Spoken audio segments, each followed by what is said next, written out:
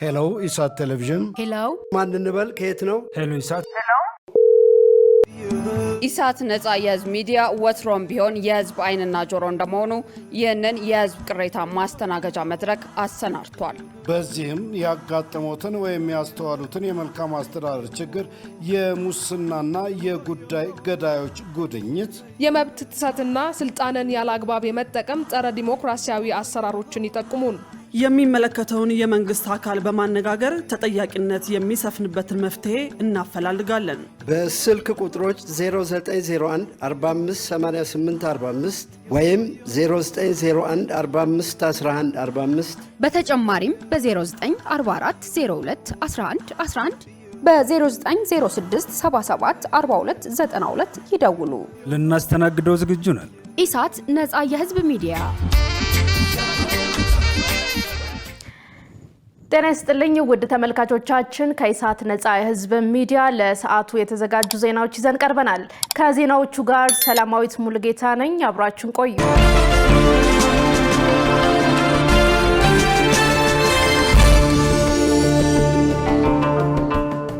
ወደ ቀዳሚው ዜና ተሻገርን።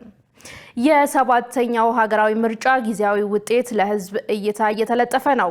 በዚህም በአዲስ አበባና በድሬዳዋ ከተማ አስተዳደሮች ህብረተሰቡ ከማለዳ ጀምሮ ጊዜያዊ ውጤቶችን እየተመለከተ እንደሚገኝ የወጡ መረጃዎች ያሳያሉ። እንዲሁም በአማራ ክልል በደሴ፣ በደብረ ታቦር፣ በኮምቦልቻ፣ በደጀን ምርጫ ክልል፣ በቻግኒ፣ በሐይቅና በከሚሴ ከተሞች የድምጽ ቆጠራ በተጠናቀቀባቸው የምርጫ ጣቢያዎች ጊዜያዊ ውጤት መለጠፉ ታውቋል። በሌላ በኩል በደቡብ ኢትዮጵያ ክልል በአርባ ምንጭ፣ በሳውላና በዲላ ከተሞች በሚገኙ የምርጫ ጣቢያዎች ጊዜያዊ ውጤት ተለጥፎ ህዝቡ እየተመለከተ መሆኑ ተዘግቧል። በተጨማሪም በኦሮሚያ ክልል በጅማ ዞን ሰኮር ወረዳ፣ በባሌ ዞን በሚገኙ የምርጫ ጣቢያዎች ጊዜያዊ ውጤት እየተለጠፈ ሲሆን ህብረተሰቡም ከማለዳ ጀምሮ ጊዜያዊ ውጤቱን እየተመለከተ መሆኑን ከተለያዩ መገናኛ ብዙሃን ያገኘነው መረጃ ያሳያል። በተያያዘ ዜና የመንግስት ኮሚኒኬሽን አገልግሎት ምርጫው በሰላማዊ ሁኔታ መጠናቀቁን ገለጸ። በተያያዘ አገልግሎቱ ሰባተኛው ጠቅላላ ምርጫ በሰላማዊ መንገድ እንዲጠናቀቅ ላደረጉት ባለድርሻ አካላት ምስጋና አቅርበዋል። አገልግሎቱ ባወጣው መግለጫ እንዳመለከተው ኢትዮጵያ ከዜጎቿ የፈለገችውን ሁሉ በፈለገችው ጊዜና ሁኔታ የምታገኝ ሀገር መሆኗና ለሀገራቸው የተጠየቁትን ሁሉ ለመስጠት ወደኋላ የማይሉ ዜጎች ስላሏት በእጅጉ እንደምትኮራ ገልጸዋል። ከአድዋ እስከ ህዳሴ ግድብ፣ ከወገን ለወገን መረዳዳት እስከ አረንጓዴ አሻራ የዜጎቿን ተሳትፎ ጠይቃ ከመሻቷ በላይ እንደተሳካላትና ዛሬም የተደገመው ይኸው እንደሆነ አብራርተዋል። አገልግሎቱ በመግለጫው ኢትዮጵያ ዲሞክራሲን ለማንበር በግልጽና ዲሞክራሲያዊ ምርጫ መንግስት ለመምረጥ እንዲሁም ህገ መንግስታዊነትን ጽኑ መሰረት ለማስያዝ እንደምትሻ ጠቅሶ ለዚህ ደግሞ ሰባተኛው ጠቅላላ ምርጫ እንደ ትልቅ አጋጣሚ መጠቀም ማስፈለጉን አስታውቀዋል። በተጨማሪም መራጮች ሌሊቱን ጭምር አጋምሰው ድምጽ የሰጡ ሲሆን ይህም በኢትዮጵያ የምርጫ ታሪክ ዜጎች ለረጅም ሰዓታት ተሰልፈው ድምጽ የሰጡበት ልዩ ምርጫ ያደርገዋል ብለዋል። የኢትዮጵያን የዲሞክራሲያዊ ምርጫ ጥሪ ተቀብሎ ከንጋት እስከ ምሽት በመምረጥ ምላሽ ለመስጠት ህዝብ ህገ መንግስታዊ ስርዓቱ እንዲጸና እንዲሁም ዜጎች በሰላም እንዲወጡ ምቹ አውድ ለፈጠሩ የጸጥታ አካላት ወቅታዊና ትክክለኛ መረጃ በየደቂቃው ሲያደርሱ ለነበሩ የመገናኛ ብዙሃን እንዲሁም የምርጫውን ሂደት ለመሩ ላስተባበሩና ለታዘቡ ሁሉ ኢትዮጵያ የላቀ ምስጋና ታቀርባለች ሲል አገልግሎቱ በመግለጫው አስታውቋል። ጠቅላይ ሚኒስትር አብይ አህመድ ከእንጦጦ እስከ ቀጨኔ መድኃኔዓለም ያለውን የወንዝ ዳርቻ ልማት ፕሮጀክት ስራ አስጀመሩ።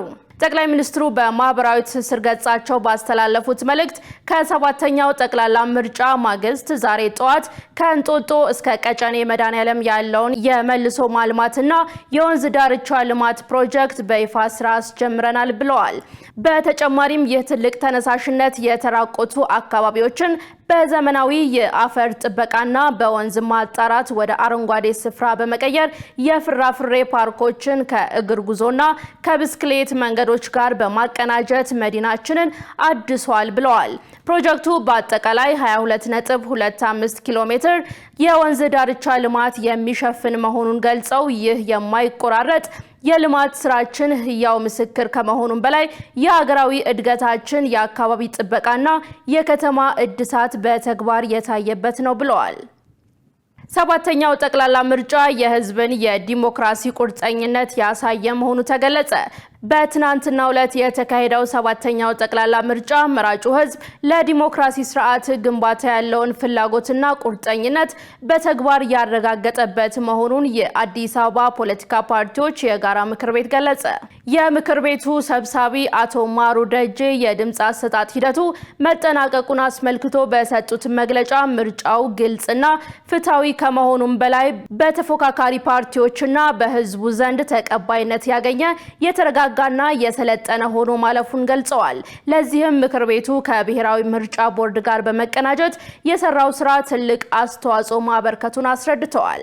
በሌላ በኩል መገናኛ ብዙሃን ለሁሉም ፓርቲዎች ፍትሃዊና እኩል የአየር ሰዓት በመስጠት የፖሊሲ አማራጮቻቸውን እንዲያስተዋውቁ እድል መፍጠራቸውን የሚመሰገን ነው ብለዋል። የጸጥታ አካላት ፍጹም ገለልተኛና ሙያዊ በሆነ መንገድ የምርጫ ጣቢያዎችና የመራጩን ደህንነት በመጠበቅ ላከናወኑት ተግባር ምስጋና ይገባቸዋል ማለታቸውን ከኢዚያ ያገኘነው መረጃ ያመለክታል።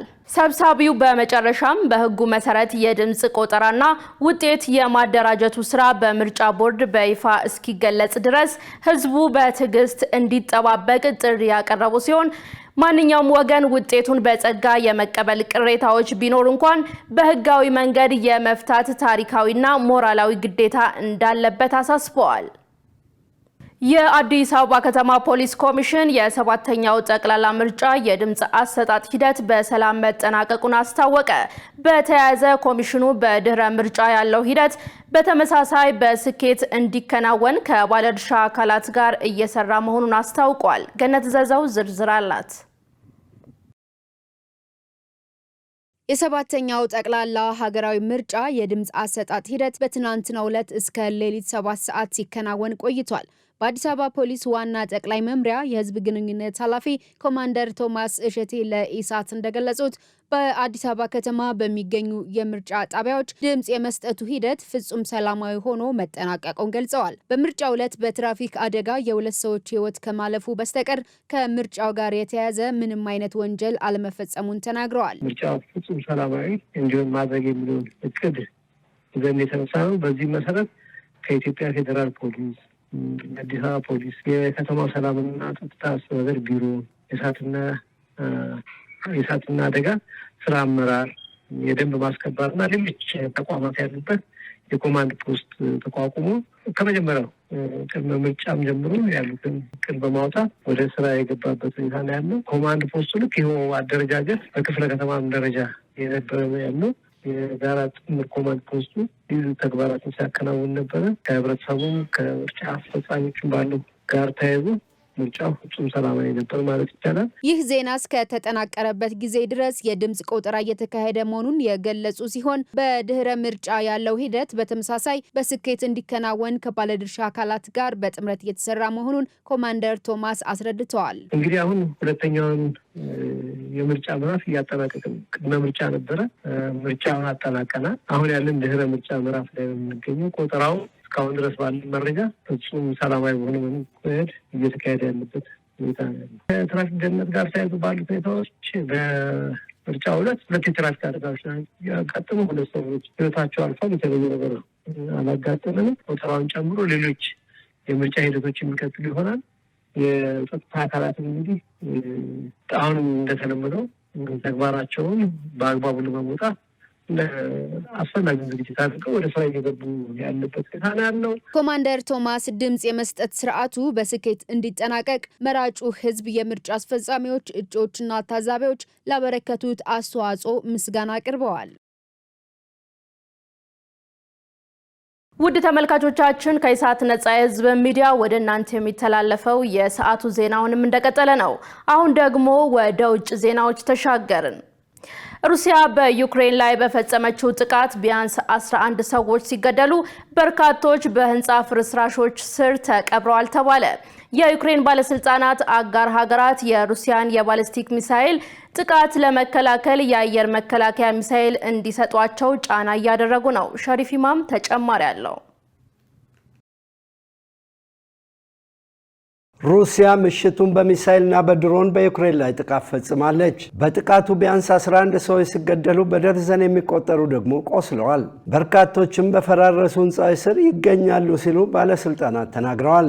የዩክሬን አየር ኃይል እንዳስታወቀው ሩሲያ በዩክሬን ግዛት 73 ሚሳኤሎችና 656 ድሮኖችን አስወንጭፋለች። በዚህም ኢላማ የነበሩት ኪየቭ፣ ማዕከላዊ ከተማ የሆነችው ደንፒሮና ምስራቃዊቷ ከተማ ፖልታቫ፣ ካርኪቭና ዛፓሮዣ ናቸው ተብሏል። የዩክሬን አየር መከላከል ኃይል 40 ሚሳኤሎችና 602 ድሮኖችን አክሽፈዋል። ከሩሲያ እንደተተኮሱ የሚገመቱ 30 የባለስቲክ ሚሳኤሎች፣ 3 ክሩዝ ሚሳኤልና 33 ድሮኖች በ38 አካባቢዎች ላይ ተመዝግበዋል። ከዚህ ባለፈም ተመተው የወደቁ የድሮን ስብርባሪዎች በ15 አካባቢዎች መገኘታቸውን የዩክሬን አየር ኃይል አስታውቋል።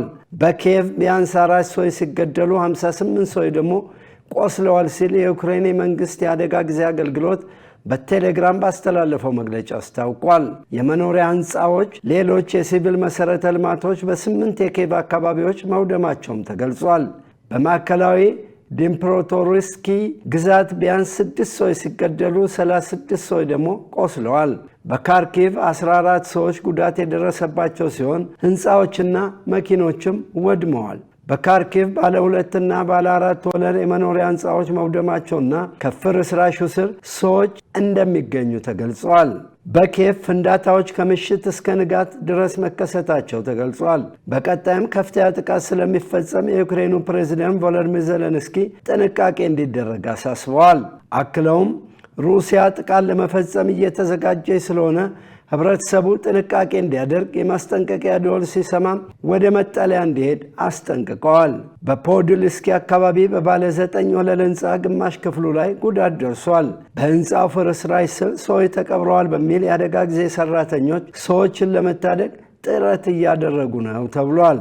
በዞሎሚኒያንስኪ አካባቢ ባለ 20 እና ባለ 24 ወለል ህንፃዎች ወድመዋል። የዩክሬን ባለስልጣናት አጋር ሀገራት የሩሲያን የባለስቲክ ሚሳኤል ጥቃት ለመከላከል የአየር መከላከያ ሚሳኤል እንዲሰጧቸው ጫና እያደረጉ ነው።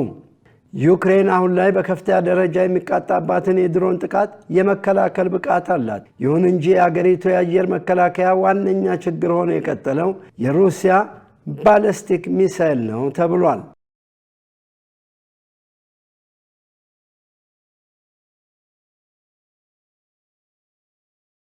ውድ ተመልካቾቻችን ከኢሳት ነጻ የህዝብ ሚዲያ ወደ እናንተ የሚተላለፈው የሰዓቱ ዜና ተጠናቋል።